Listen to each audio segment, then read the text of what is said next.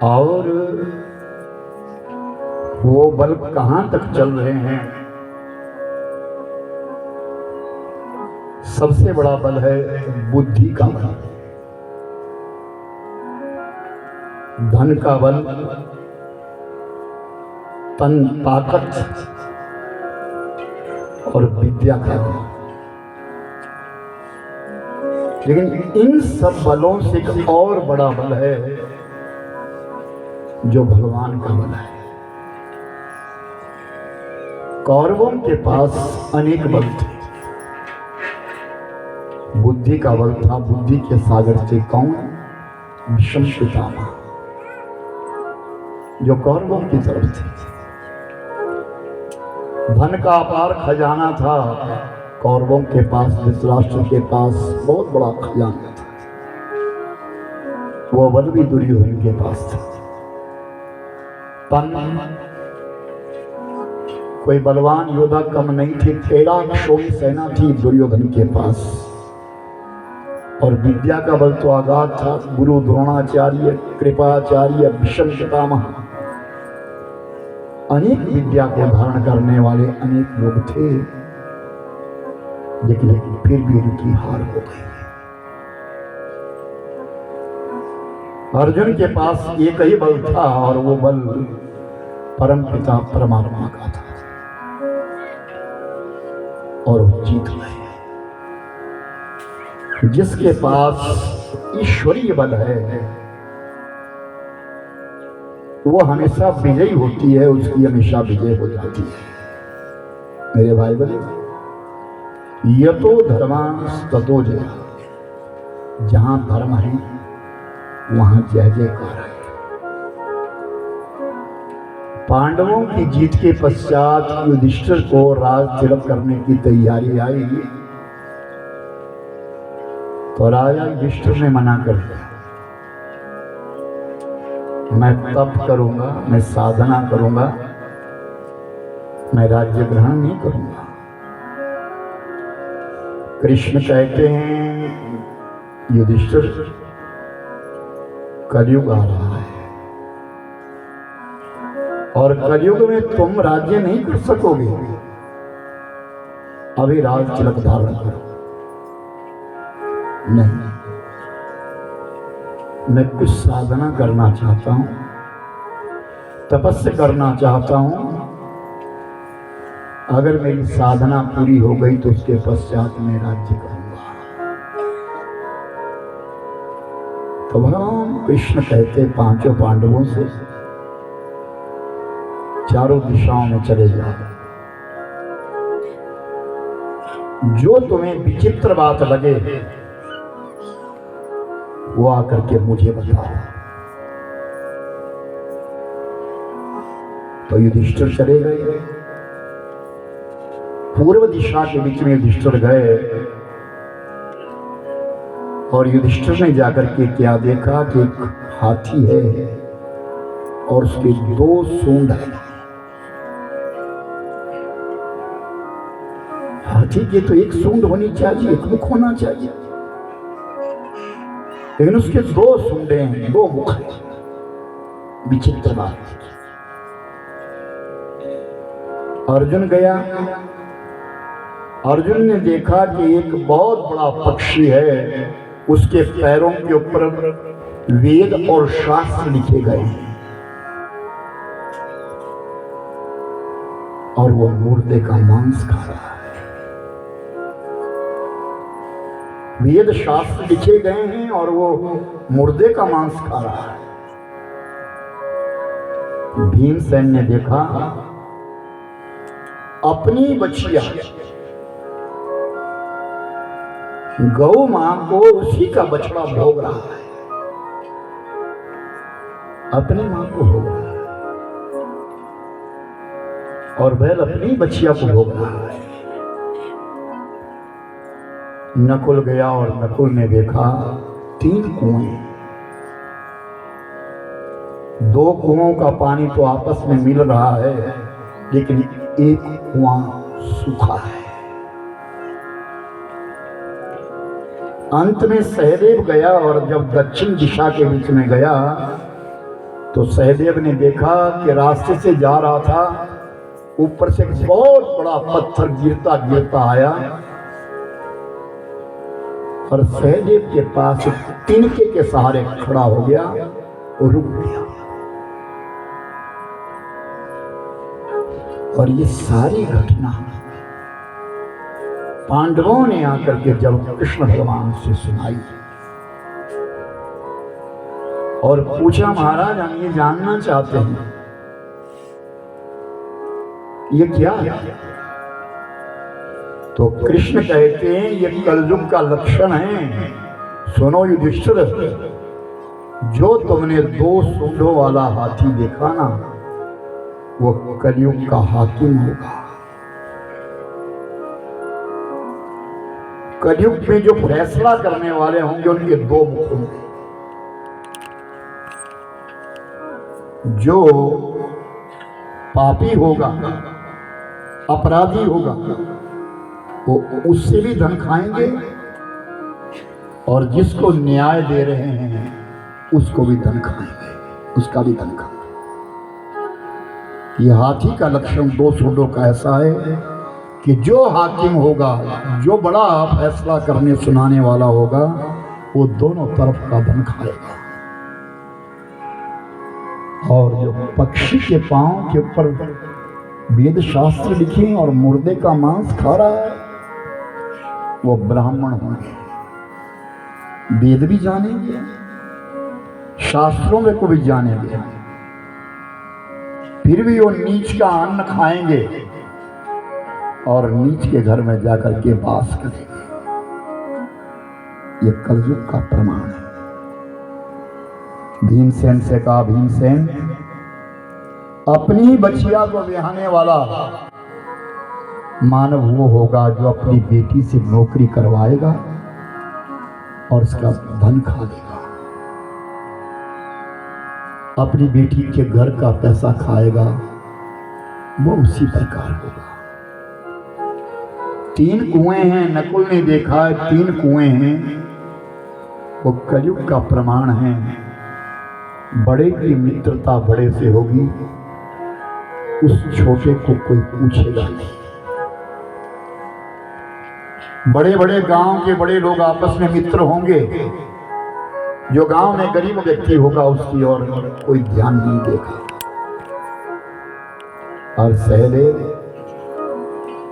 तो मुझे जो तिनके के सहारे पहाड़ को देखा, पत्थर को देखा, चट्टान को देखा, वह कलयुग में धर्म होगा। कि कलयुग के बीच में धर्म जो है वो तिनके के सहारे होगा। पुण्य तो हर जगह कमाया जा रहा है, लेकिन उसमें प्रतिशत बनी हुई है। हर व्यक्ति व्रत करता है, कोई ना कोई व्रत करता है। शास्त्रों का आलेख है कि व्रत में अगर नमक खा लिया जाए तो उसका 50% पुण्य कम हो जाता है। व्रत में अगर असत्य बोल दिया जाए, झूठ बोल दिया जाए, तो 70% व्रत का पुण्य समाप्त हो जाता है। और व्रत के दिन अगर नींद आ जाए तो 80% पुण्य समाप्त हो जाता है।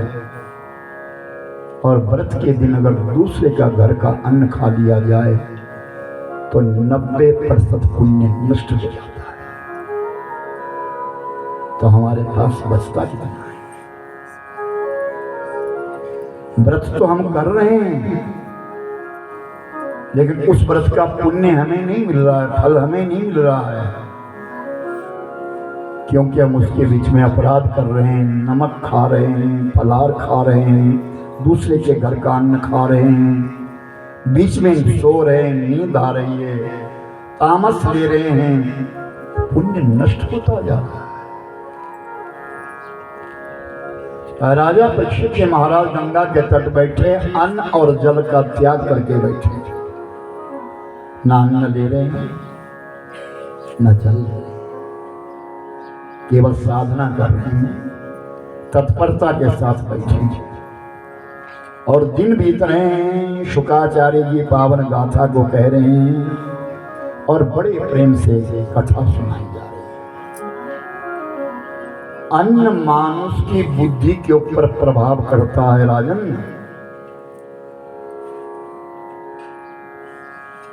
हमारा मन तामस हो जाता है, हमारी बुद्धि मलिन हो जाती है, उसके कारण है कोई निरपराध व्यक्ति जिसने कोई अपराध नहीं किया है, निरापराध है, संयोग बस कैद खाने में चला गया, उसको झूठ मूठ में पकड़ लिया और कैद खाने में डाल दिया। जब वो कैद खाने में डाल दिया तो शाम को भोजन आया उसके लिए और उसने भोजन दिया। उसने कोई अपराध नहीं किया, लेकिन गलती से उसको डाल दिया गया, उसको जेल हो गई। झूठ उसने अन्न तो ले लिया, लेकिन रात को सो नहीं सका। एक दिन बीता, 2 दिन बीते, 3 रातें बीत गई। 3 रातों से वो सोया नहीं। चौथे दिन वो उठा और सामने जब जेलर बैठे थे, जो जेल का अधिकारी था, कैद खाने का अधिकारी था, जिसको जेलर कहा जाता है, उस जेलर के पास चला गया, हाथ जोड़ के विनती करता है। और वो जेलर जानता है कि निरपराध है,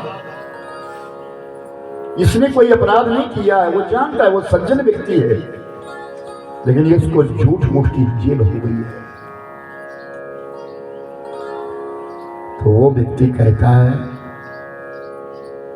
आप ये बताइए भोजन कौन बना रहा है? ध्यान से सुनना सभी। भोजन बनाने वाला कौन है? जेलर ने कहा, क्या बात है, कैदी को जिसकी ड्यूटी लगती है वही भोजन बना देता, एक दिन तुम्हारी भी लगी। मैं जानना चाहता हूं कि कौन भोजन का कारण क्या है? कारण ये है कि मैं 3 दिनों से सो नहीं सका। मुझे 3 रात से नींद नहीं आई है। जब जब भी मेरी पलक लगने लगती है तो ऐसा लगता है मैं अपनी मां का गला दबा रहा हूं। सोना नहीं भाई, 1, 2, 3 सीट पर सोना सख्त मना है। सोई को नहीं, मैं अपनी मां का गला दबा रहा हूं।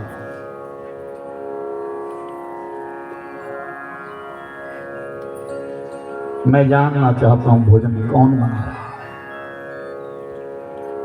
तो पता किया गया, भोजन बनाने का व्यवस्था उसके हाथों में दी गई है जिसने अपनी मां का खून किया था।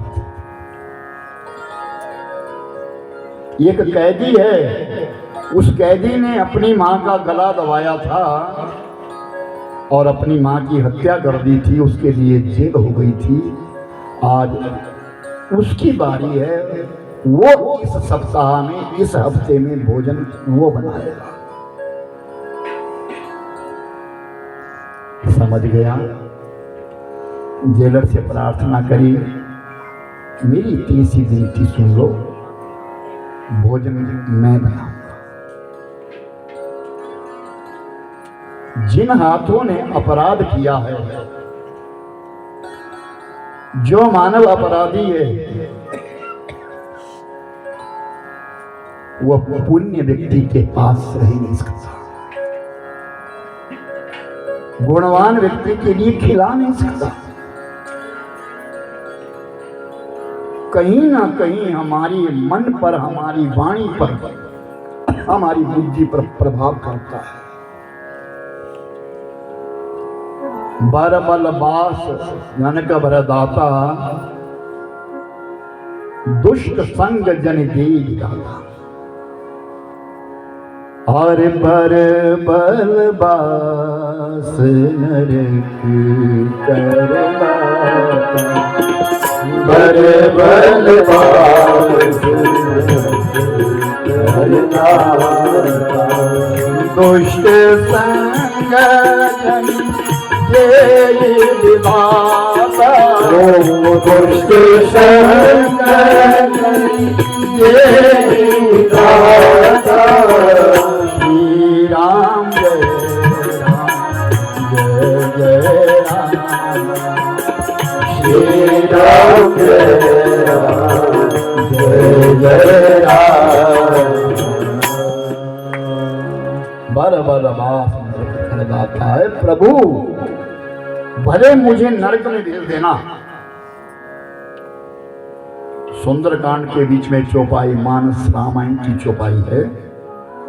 गोस्वामी तुलसीदास जी ने कहा है भले मुझे नरक में भेज देना लेकिन दुष्ट का संग कदापि ना देना। बोल सच्चिदानंद भगवान हमारा संग अच्छों का चाहिए, हमारा मित्र अच्छा होना चाहिए, हमारी सहेली अच्छी होनी चाहिए, हमारा गांव अच्छा होना चाहिए, हमारा परिवार अच्छा होना चाहिए और सबसे बड़ी बात मेरा परिवार अच्छा होना चाहिए, हम अच्छे होने चाहिए। तो आइए कथा से पूर्व हरि नाम संकीर्तन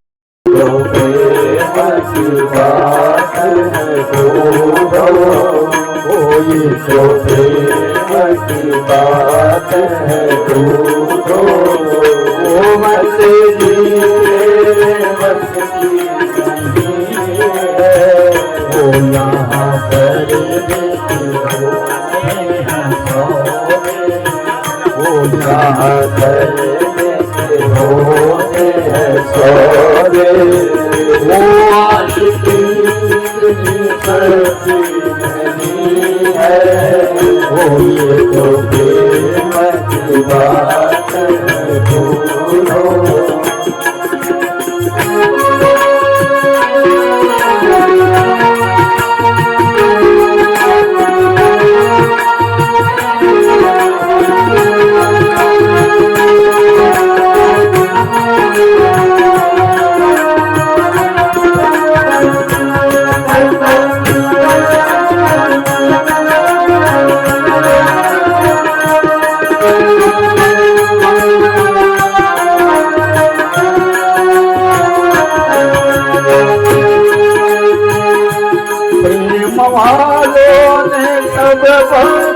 पूजा उनकी पूजा सुन लेना ने कब हाथ पूछा उनकी पूजा में सुन लेना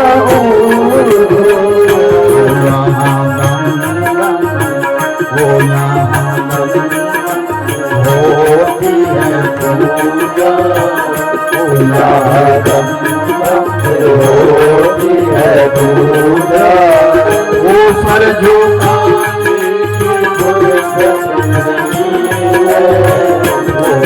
तो प्रेम की बात है ये तो प्रेम की बात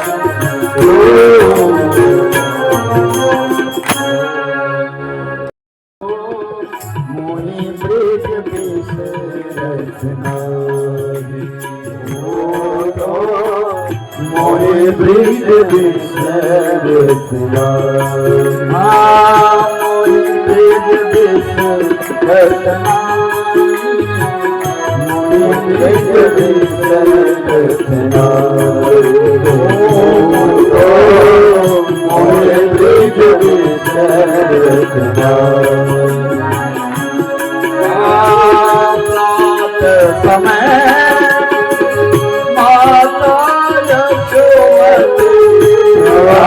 समय माता यशोमती माथन मिशरी भलाई कहो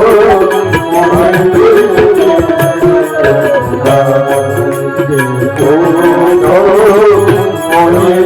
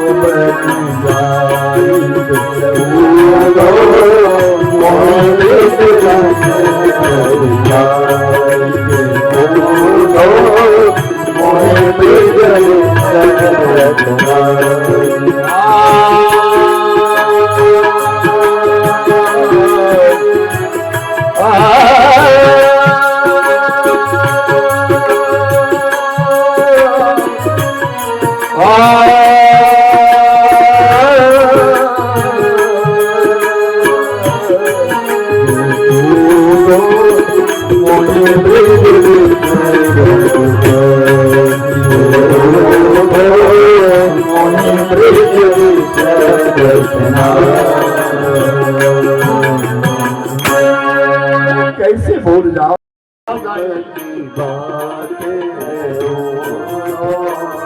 ओ बंदे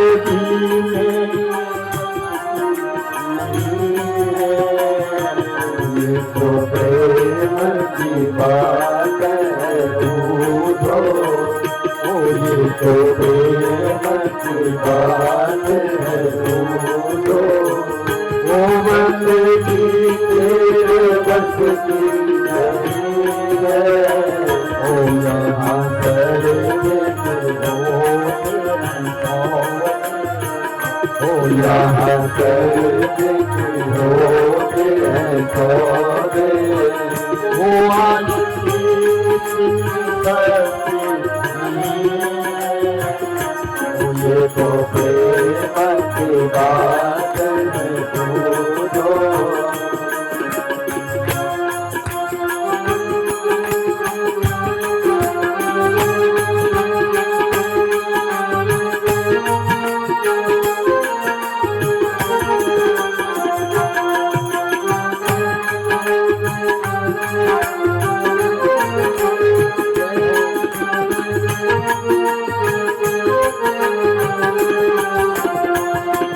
जो असल में है मस्ती में डूबे, उन्हें क्या परवाह जो असल में है मस्ती में डूबे, उन्हें क्या परवाह जो उतरती है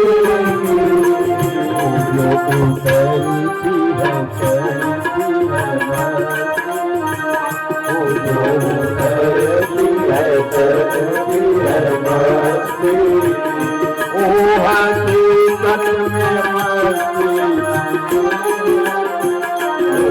जो प्रेम की बात है दूधो, ओ मंदिर की तेरे बस की नहीं है, ओ ये तो प्रेम की बात है दूधो।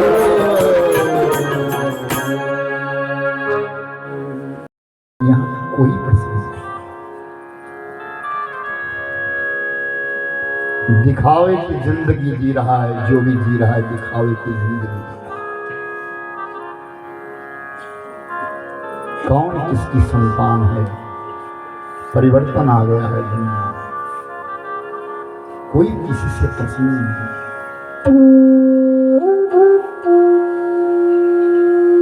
सबसे ज्यादा पालन करता है पिता,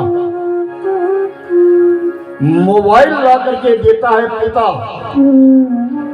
और सबसे कम बात होती है अपने पिता से। बेटा मां से बात कर देगा, पत्नी से दिन रात बात करेगा, लेकिन अपने पिता से बात बहुत कम है। कौन कहता है कि मैं अपने बच्चों से प्रसन्न हूं? झूठा दावा करते हैं। और याद रखना, जो ज्यादा ये बात करता है कि मेरा बेटा बहुत अच्छा, मेरी बहू बहुत अच्छी, समझ लेना वो ज्यादा दुखी है।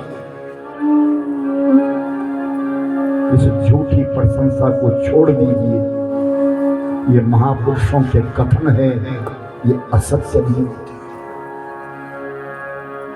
अनुभव कर दिया है महापुरुषों। सिर के बाल सफेद धूप में नहीं होते, अनुभव से। आज कौन चाहता है अपने माता पिता, आज अपने साले सलाहकार हो जाते हैं, ससुर सलाहकार हो जाते हैं, अपने माता पिता पीछे रह जाते हैं। जिस मां ने 9 महीने पेट में पाला है, बूढ़ी होकर के बुरी लगने लगती है। जो पिता अपने दिमाग में पालता है, बूढ़ा होकर के बुरा लगता है। मित्रों के बीच में बड़ी मित्रता हो जाती है, बाहर रहना शुरू कर दिया, हम तो बाहर रह गए, ऐसी नहीं। यहाँ कोई किसी से खुश नहीं। इसलिए मैं सबसे ये कहता हूं, दावे से कहता हूं, अपना विचार कर लीजिए, अपने बारे में सोच लीजिए। यहाँ कोई किसी का नहीं। पिंडदान भी करेंगे ना तो औपचारिकता से करेंगे, जिसको फॉर्मेलिटी कहते हैं। अपने माता पिता का किसी का हकीकत है। हर नाम किसी न कोई हमारा, नाम किसी के न कोई हमारा, नाम किसी के न कोई हमारा। जगत में झूठे जगत में किया है किनारा, नाम किसी के न कोई हमारा। श्रवण कुमार अब कहा, बहुत कम बच्चे हैं, बहुत कम बच्चे हैं जो इस और ध्यान दिए कि हमारे माँ बाप भी ओ देखते दुनिया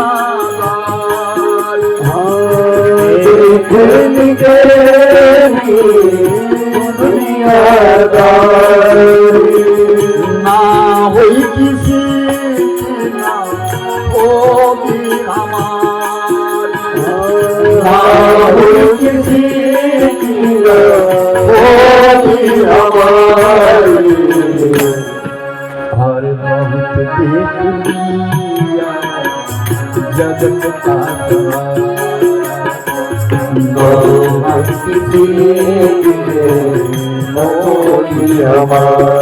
जिंदगी की कमाई लगा देता है पिता, अपनी जिंदगी की कमाई निछावर कर देता है अपने बच्चों के ऊपर, और बच्चे अब समय में आमदनी नहीं आते। मेरी बातें बड़ी कड़वी है, यहाँ भी कई लोगों का एक विचार है, मैं सुन रहा हूँ, रोहित जी ज्यादा ही बोलते हैं, पर मैं सच्चाई बोलता हूँ। मेरे कानों में आवाजें आ रही हैं, पर मैं सच्चाई बोलता हूँ। उनसे बोल रहा हूँ जो मेरे साथी है, बचपन काटा है मैंने यहाँ, घर घर का भेद जानता हूँ, कौन अपने को ज्यादा महान बन रहा है सबको जानता हूँ। किसके बच्चे कैसे हैं ज्यादा तो ध्यान में तो थोड़ा देख ही लेता हूँ। झूठी रे दुनिया झूठी रे दुनिया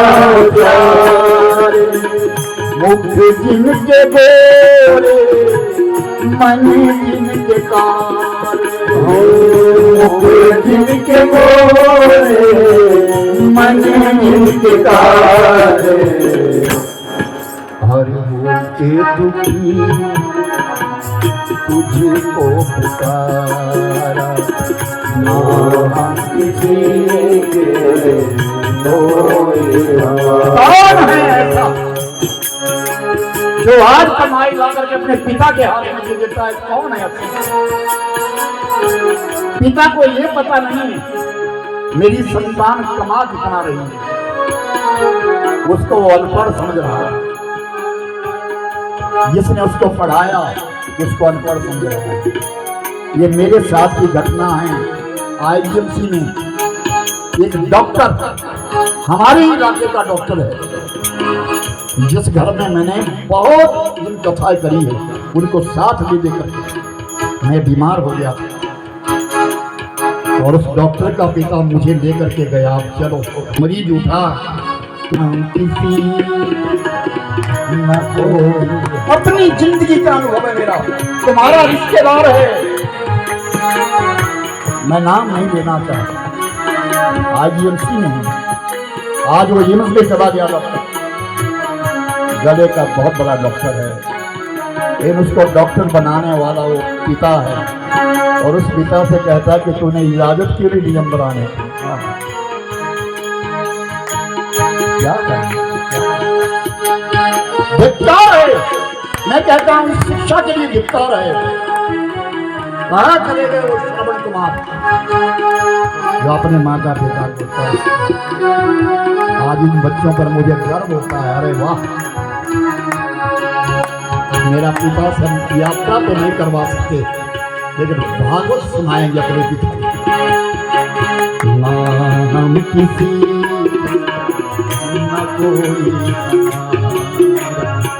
नाम किसी के न कोई, ओ मतलब के रिश्ते नाते, मतलब के रिश्ते नाते, ना ये यहाँ के ना ये वहाँ के, ना ये यहाँ के ना ये वहाँ के, भाए मुझे प्रभु तेरा गवारा, नाम किसी के कोई हमारा, नाम किसी के कोई हमारा, नाम किसी के कोई हमारा, कोई हमारा, कोई हमारा। अभी आने वाले 10 सालों में देखना जो नई पीढ़ी आगे आ रही है, ये क्या होगा। अपने माता पिता का पिंडदान करने के लिए हम लोग गया जाते हैं, गया में अपने पितरों का श्राद्ध करते, उनकी भी मुक्ति हो जाए। पूजा पाठ भी अब मुसीबत का होगा। कौन बालक ऐसा जो चाहता है कि मैं 6 महीने के बाद जाऊं अपने देवी देवता की पूजा करके आऊं? जब कोई कष्ट होता है तब सोचते हैं क्या समय आ गया है। ही मैं कहता हूं कि अपने बच्चों, मेरे पिताजी कहते थे इस बात के लिए, पढ़ा तो तू रहा है, पढ़ा अपने बच्चों को, पर एक को रहने दियो, इस मुंड को ही फोड़ना पड़ेगा। कोई कपाल फोड़ने वाला चाहिए। पुत्र के हाथों से गति कही गई है। संतान को इसीलिए पाला जाता है कि मेरी गति कर, कहीं मैं नरक में ना जाऊं। पिता की इच्छा यही है, मेरा बुढ़ापा तो देखे, कई तो ऐसे कहते हैं, अरे हमारे बालक विदेशों में रहते हैं, हमें क्या कमी है। लेकिन उनका मन जानता है कि उनमें कमी क्या है। आज वीडियो के माध्यम से दिखाया जाता है कि माँ जल रही है या पिता जल रहा है, उसको समय जिस माँ ने अपना बहुमूल्य समय दिया है, जो भोर का समय है, परमात्मा का सुमिरन चिंतन करने का समय है, उस समय के बीच में अपने बच्चों को तैयार करते हैं स्कूल ले जाने के लिए। उनका बस्ता भी बैग में खुद उठा के ले जाते हैं। क्या उस समय वो सुमिरन नहीं कर सकता, वो चिंतन नहीं कर सकता? और जब वो बड़ा हो जाता है ना, तो इच्छा करता है मैं दिल के अरमान रह, दिल के अरमान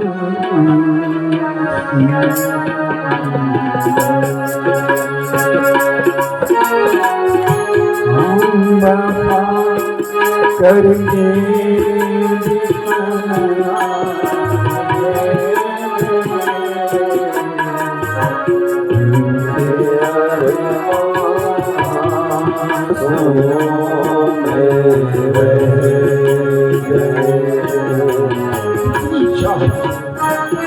मेरा बेटा मोदी चढ़ेगा, मैं बड़ी पगड़ी बांध करके जाऊंगा।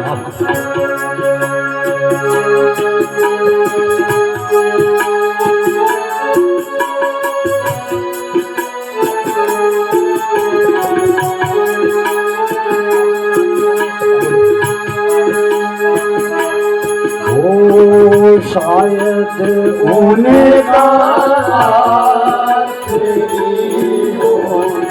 ये सितम, शायद होने का ये सितम, हर सितम। मोबाइल बंद करें, मोबाइल बंद बिल्कुल नहीं। यह सोच गए हमसे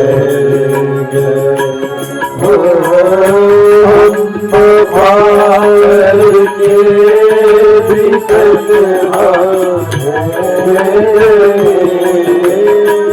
हम वफा करके भीतर के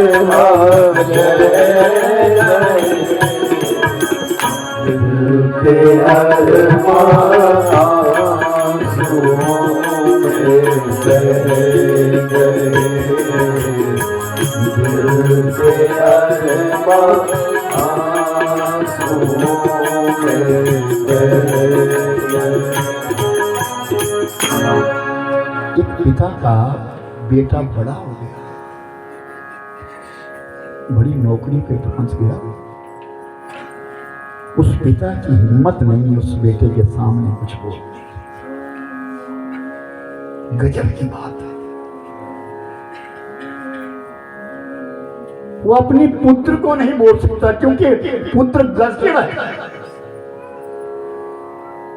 वो बहुत ऊंचे पद पे हो, पिता उससे डर रहा। क्या करना शिक्षा से? बेटा ऊंचे पद पर पहुंच गया तो बाप का कोई पद ही नहीं रहा। तेरे को उस पद पे बिठाने वाला कोई तो है, तेरे पीछे किसी का हाथ तो था। अगर तुझे ना पढ़ाता ना सहलाता तेरे लिए तो तू कहां होता? कौन सोचे इसका? भगवान कृष्ण बारंबार कहते अपने पुत्रों से, साधु संतों का मान करना, सम्मान करना, लेकिन पुत्र नहीं मानते। कुरुक्षेत्र के मैदान में गांधारी ने श्राप दे दिया था, कृष्ण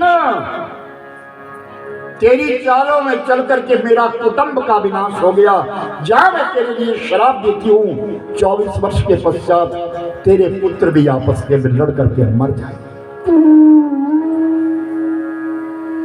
कृष्ण जानता है मेरे लिए श्राप है, भगवान जानते मेरे लिए श्राप है। यदुवंशी मदिरा पीने लगे।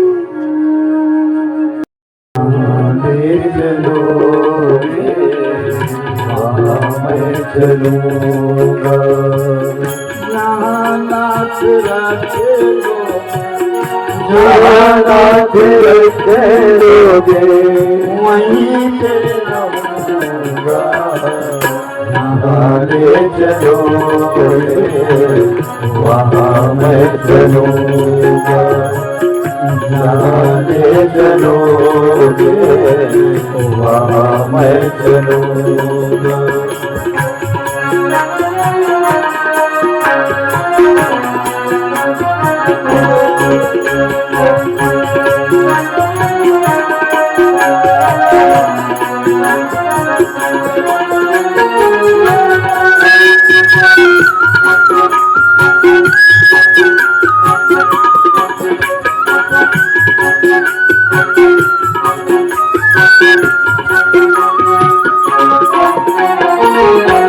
जीवन समय चरणों में तेरे, तुम्ही मेरे सर्वस्व, तुम्ही प्राण प्यारे।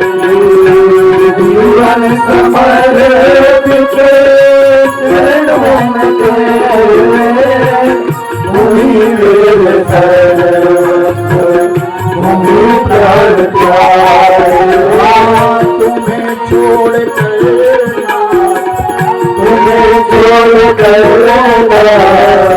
इससे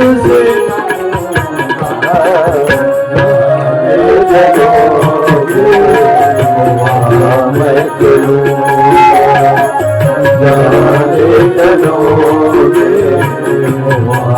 मैं चलूंगा। मोबाइल नहीं खोलना बेटा, आपको यूट्यूब पे मिल जाएगा, यूट्यूब पे मिल जाएगा बड़े आराम से। एक बनाएगा रील कोई नहीं बनेगी, केवल ध्यान दो मैं क्या कह रहा हूँ। ना कोई उलाना, ना कोई अरबी, कर लो करा लो योग तेरी मर्जी। ना कोई उलाना, ना कोई अरबी, कर लो करा लो योग तेरी मर्जी। कहना भी होगा जो, कहना भी होगा जो, तुम्हीं से कहूँगा। जहाँ ले चलोगे वहाँ मैं चलूँगा, जहाँ ले चलोगे वहाँ मैं चलूँगा।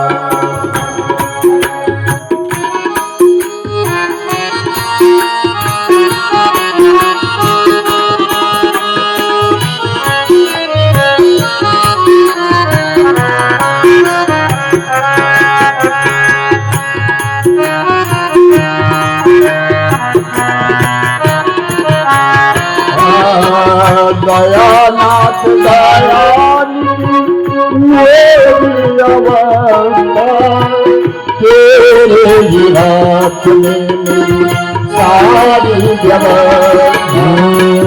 दयानिधि दयाला तेरी अवस्था, तेरे ही हाथ में सारी व्यवस्था। योगी कहोगे योगी कहोगे वही मैं करूँगा।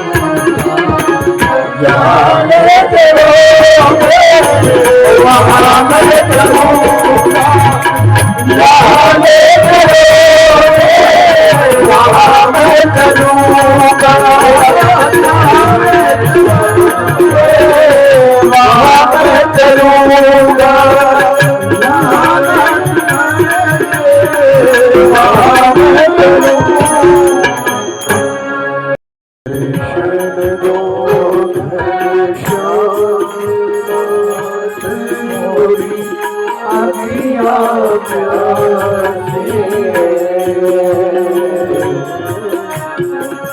दर्शन घनश्याम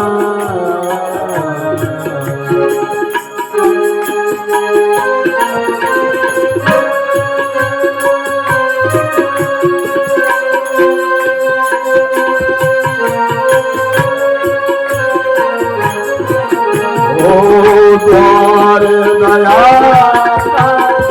जब तुम पंचम स्वर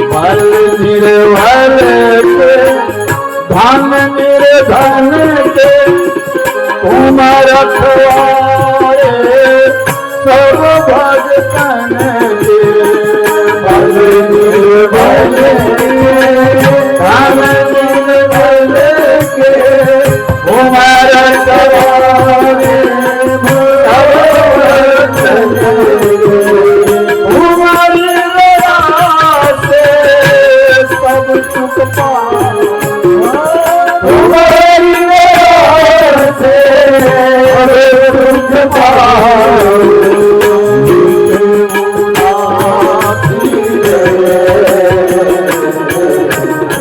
दर्शन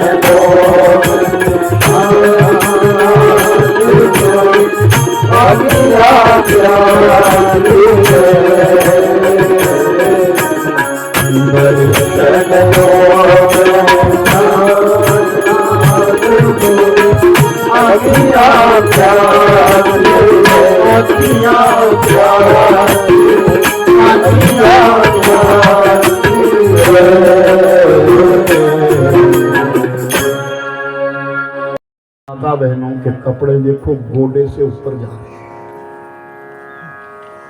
ये फैसला कहां से आया? इसको बनाने वाला कौन है? आए दिन चर्चा होती है, कोई थूक रहा है, कुछ कर रहा है। हम इस देवभूमि के रहने वाले गांव के लोग हैं, थोड़ा सा विचार जरूर करना। इन बातों को आप भी सुनते हैं, मैं गौण ही रखना चाहता हूं। इशारे में कहता हूं, आप हमारे राजा हैं। आप किसी पार्टी से, मुझे कोई पार्टी का मतलब नहीं है। जो जीत जाता है वो राजा होता है। आप हमारे राजा हैं और राजा का कर्तव्य प्रजा का ध्यान रखना है। अपना कार्य निपुणता से करो, भगवान आपको सदा रास्ता देंगे। हम लोगों की आस होती है आपसे, आप जिस पद पे पहुंचे हैं हमें आस होती है, पर जब कोई हमारे धर्म को कोई ठोकर मारता है तो ग्लानि। अधिक न कहता हुआ कल की कथा